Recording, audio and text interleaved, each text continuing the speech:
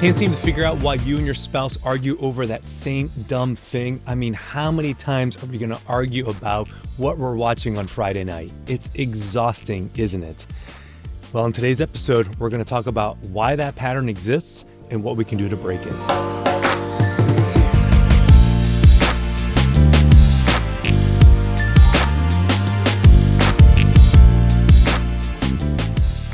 Thanks everybody for joining me for another episode of the Always Hope podcast. My name is Dr. Mario Sacasa, licensed marriage and family therapist.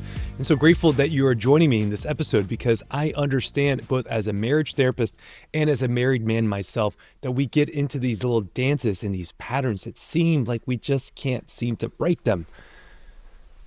So why do we do it? Why do we get into these ruts? You know what you're going to say to what she's going to say. You know what is going to come out of her mouth before she even says it, and you already have a response ready to go. It's almost like there's like this pre-programmed dance that we're falling into. She's got her steps, I got my steps, and we just do this thing round and round we go. Yes, what we could do is stop and listen, but we're going to get to that a little bit later in today's episode. What I think is important is for us to just have a little bit of insight into the problem and why we do the things that we're doing. There is a reason why you get stuck. And the reason is because we have a nervous system. And this beautiful nervous system that God has given to us is designed to do two things: keep us safe and figure things out. Our nervous system is constantly surveying situations, environments, and interactions and judging whether or not they are safe or whether they are safe. And if they are not safe, then to what degree? And there's different degrees and different responses that we have based on different situations. If I'm at rest, I can put attention to creativity, to positive emotions, to connection. I can feel things a little bit differently when I'm in a place of safety. If I'm starting to feel stressed out, I start to focus on that threat. Why? Well, because that threat demands my attention. And I need to know, is this something that's going to kill me? And so do I need to fight this thing off, or do I need to flee away from it? Or another level of our nervous system here is that, is the threat big enough, or am I conditioned to it that I just have realized that this is something that is not worth my energy, and I begin to feel hopeless in the face of it. And so I start to shut down to conserve resources until that threat passes. See, even that piece of shutting down in conservation of resources is part of, again, our nervous system doing what it wants to do, which is to protect us, to judge things that if we're feeling safe, or to recognize if we're not feeling safe. Again, rest, flight, flee, or shutting down are all important. And we fight or flee or we shut down again as a way to help us feel safe. That's ultimately what we're trying to do, is get back to a place of safety and security. And this is the reason why we respond the way that we do. If you're interested in learning more about these three stages of the nervous system, this is Polyvagal Theory 101. And so I encourage you to check out the work of Dr. Stephen Porges or Deb Dana, to be able to get more information about this stuff. All right. So here we go. All right. You grow up and life is life. There are hardships. There are certain emotions that are reinforced by your family. There are things that you had to do to learn to fit in school. And all the while your nervous system is mapping this out, is trying to figure out, what do I need to avoid? What do I need to fight? Where do I need to shut down? And a highly complex algorithm starts to form inside of your body. Your body, in its responses, where you are now as an adult, is a mix of genetic predisposition. Some of us are just wired to be a little bit more anxious than others. Some of us are wired to be a little bit more depressed. Some of us are wired to be a little bit happier than others. There's a certain genetic predisposition that absolutely exists, yes. But then our experiences shape the way that our nervous systems form. Our nervous system is plastic. That's a term that maybe you've heard before. And what that means is that it's just constantly responding to the environment that it's placed in. That's what a plastic is. You have to give it a mold, put all those chemicals in there, and it takes the shape of whatever the mold is. Such as with our nervous system, it's constantly responding to the environment that we place it in. And in the world of relationships, our nervous system gets wired a certain way, and it maps out things a certain way. Remember what I said?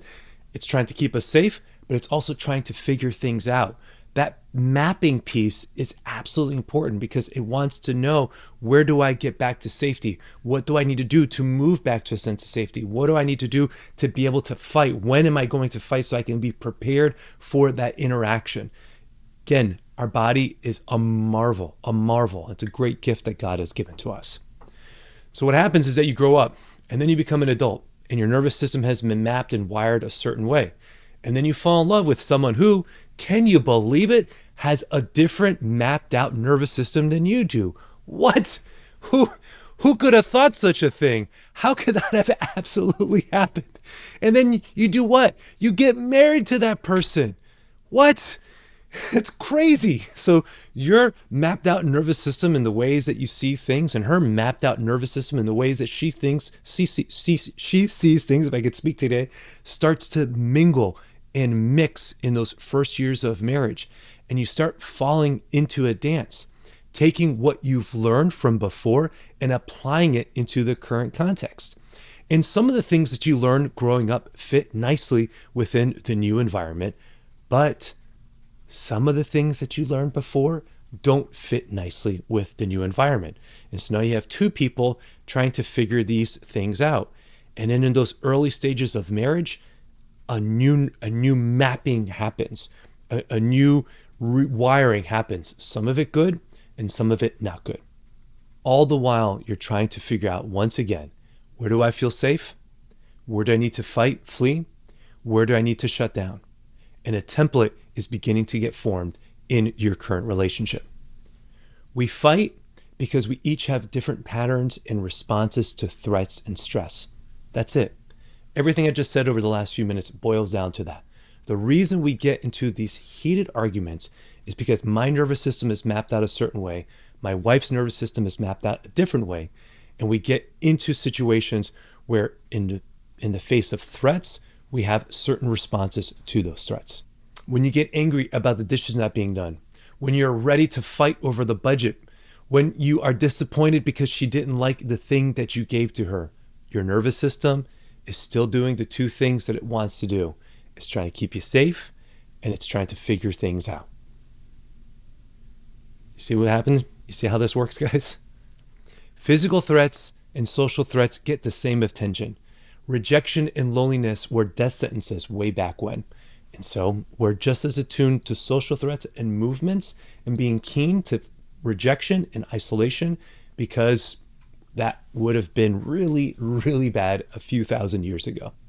Okay, so now that we understand what our nervous system is doing, what are the two things? It is trying to keep us safe, and it has mechanisms to keep us safe, and it's trying to map things out to know when we should fight, when we should flee, when we should shut down, and when we feel safe, and what are the steps that we need to do each of those things. Our nervous system is trying to figure things out. It's important. We bring that into our relationship. And so how do we break this? Okay, what do we need to do? Is there hope? Am I just what I was? Is it just because of her parents that she's this way? Am I forever doomed to my family of origin in the upbringing? No. If I believed that we were doomed to this, then this podcast wouldn't be called Always Hope. Let's just say that. And I wouldn't be a therapist investing my time and energies to helping people rewrite these scripts. The first thing we can do as couples is that we can start to acknowledge that this bad pattern exists, that there is this pre-programmed dance that I was speaking about at the beginning of this episode, and that we just fall into this thing. And if we can see that this pre-programmed dance is the problem, then what we can do is we can take a step back and we can say, we're doing this. We're falling into that dance. We're falling into that pattern. This pattern is the problem. You're not the issue. I'm not the issue. But the ways that we are working against each other in this situation, that's the problem. This pattern, this dance is the problem. So if you start getting into a heated argument with your spouse, somebody needs to be the grown-up in the room and raise their hand and say, we're falling into that thing. We just stepped into that space that we've been trying to avoid.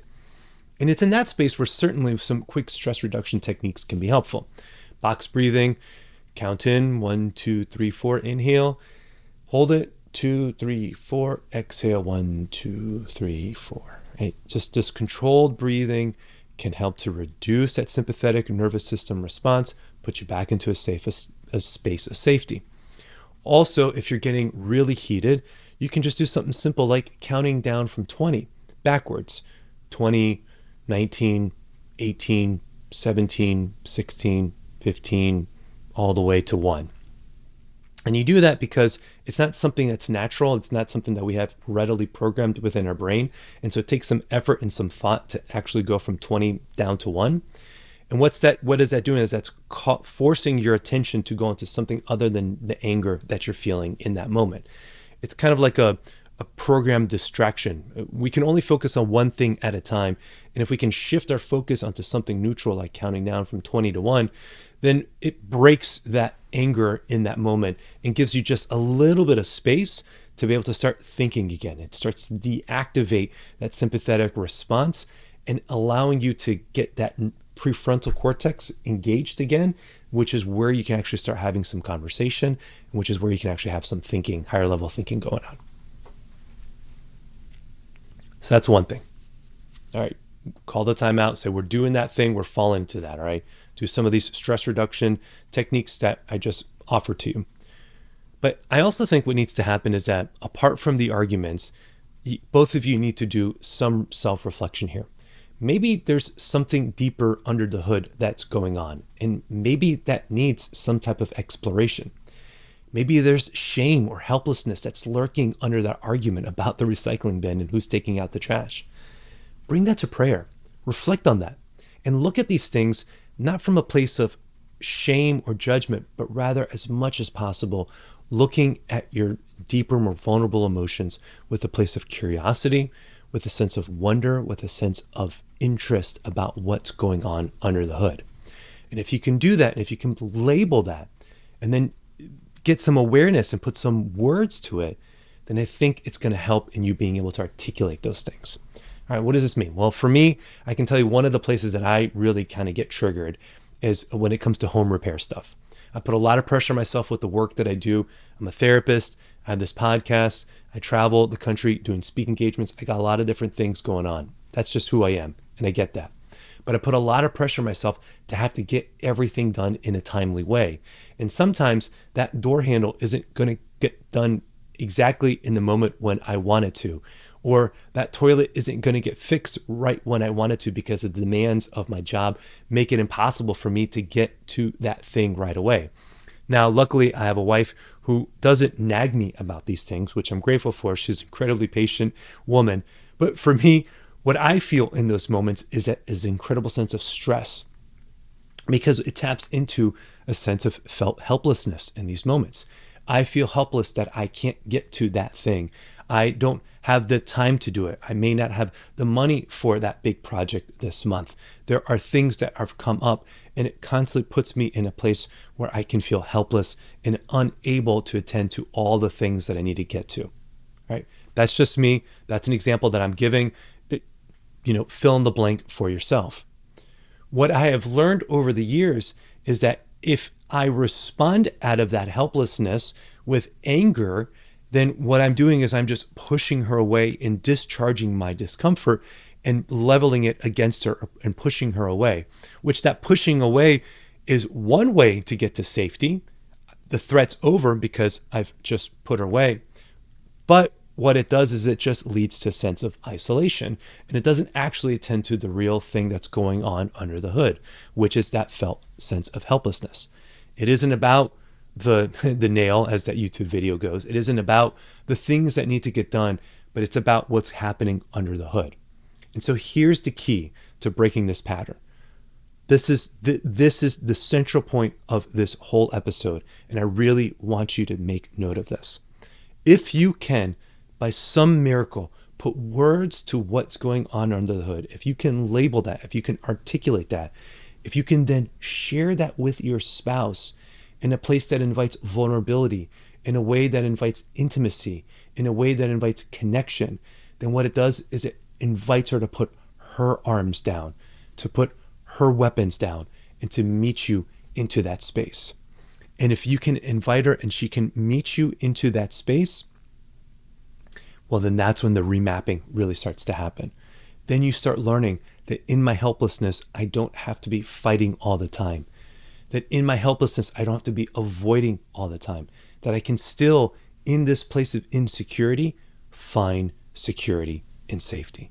That in this place of vulnerability, in this limitation that I have, I can still receive empathy and love and map out in my nervous system a better way to feel safe again. Yes, that thing's still going to need to be done. Yes, there's still going to need to be some pragmatic conversations about scheduling, about making it a priority, about making sure those things get done and when they're going to get done. But that's pragmatic stuff that you can get to when you feel like you're a team again, when you feel that you're connected again. Then you can have honest conversations about the limitations of that and saying, all right, I will take care of that this day, or I will take care of that next month, or can we shelve that conversation for the next time because I'm feeling completely overwhelmed right now. Trying to have some sense of vulnerability and empathy and compassion in the relationship is going to help you move more towards that secure attachment that we've been speaking about. If you do that regularly, what we've been speaking about, connecting with the deeper emotion, learning how to be able to articulate that, inviting response, inviting empathy into it, that's when the remapping starts to happen. And this isn't going to happen once. It's not like you listen to this podcast and you're like, oh, great, I'm going to try this thing out. The first time you're going to feel that vulnerability, it's going to be like, I don't want to share anything. It feels too much. Okay, well, if your relationship is safe enough, if you feel like you can be open to one another, then do it. If you don't feel like you can be open and you guys are in a high conflict situation, then don't be vulnerable. I'm not going to set you up to just get, emotionally clobbered. No, certainly not. But if you feel that you're able to be open, then take that risk, try that. And if both of you can be that with one another, then it's going to be great. If you can do that over time and start working towards bringing more security into the relationship, that's when the remapping happens. And then your nervous system starts to figure out, again, I don't need to be fighting all the time. Whatever it was that I learned growing up, whatever that pattern was that I had in my growing up environment, that can change. There's a new environment that's here.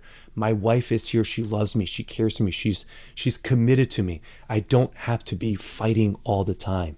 I don't have to be avoiding the pain all the time. We can bring it up in a way that's actually going to lead towards emotional security and emotional depth. But I reiterate this point that it takes time for this remapping to happen.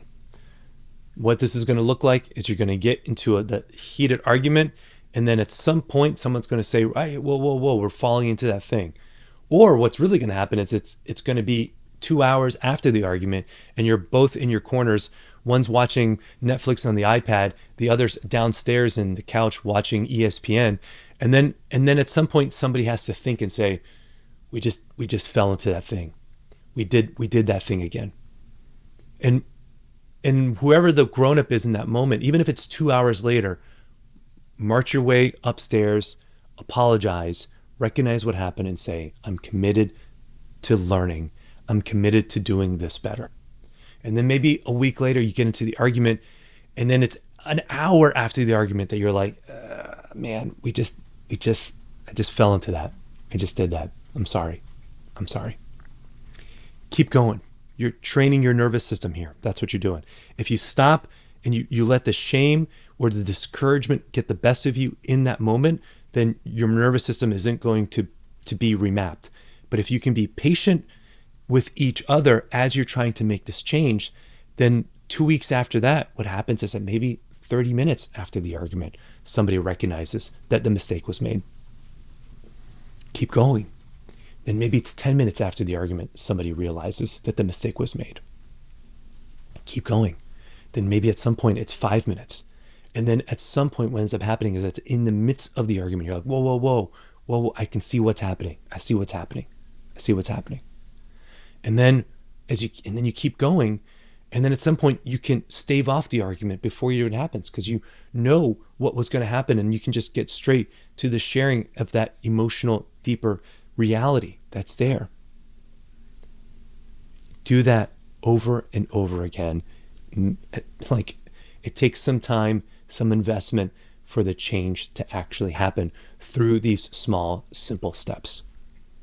We understand this plasticity thing in the context of working out.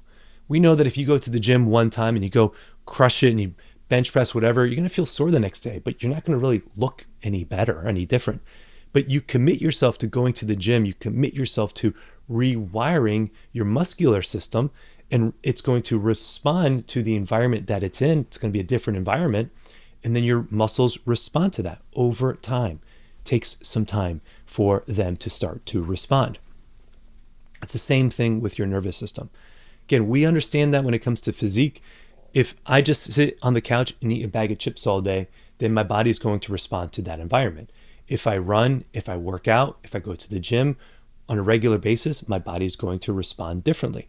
Again, that doesn't mean that if I go to the gym, me, Mario Sacasa, goes to the gym every single day, I will never look like Dwayne "The Rock" Johnson. This physique that you got here, this is what I got. I'm what they refer to as a hard gainer, okay? So I recognize that there are genetic limitations that are going to happen, certainly. But let's just apply this analogy. Let's be patient as we're working on trying to rectify and change our nervous system in context to relationship. I don't care so much about how you respond to your boss. I don't care so much about how you respond to that stranger on the street. You can be courteous to everybody. But what this podcast is about intimate relationships, about marriage, about dating, about friendships, about a relationship with God. It's about trying to encourage intimacy with those relationships that matter most. And what I want you to do is to find healthy ways to break the patterns so that you can get the intimacy that your heart is longing for. Be patient, do it regularly, and I promise you're going to see some changes happening. Well, I hope that you have found this episode helpful. Please don't forget to like and subscribe if you're watching this on YouTube. I just want to give a shout out to all my podcast listeners, audio-only podcast listeners. I'm grateful for all of you who responded to my call in my last episode and decided to get on board with the YouTube as well. I saw my subscriber numbers go up considerably. We are close to 100 subs, which again, I know isn't Mr. Beast numbers or Dude Perfect numbers. I'm not chasing that. I really just want to get to 1,000 subscribers as fast as possible so I can start getting and earning some revenue off of the YouTube channel. So please spread the word to your friends. Share this episode with somebody who you think can benefit from it. I'm providing solutions to a better life that are anchored in faith and psychological science, and I want you to be able to live the best life, the best relationships that God has for you. So continue to join me on this podcast. Let's continue doing the work that we've started. And thank you so much for your support. Can't wait to be with you on the next episode as we continue this journey forward. So many blessings to all of you. God bless.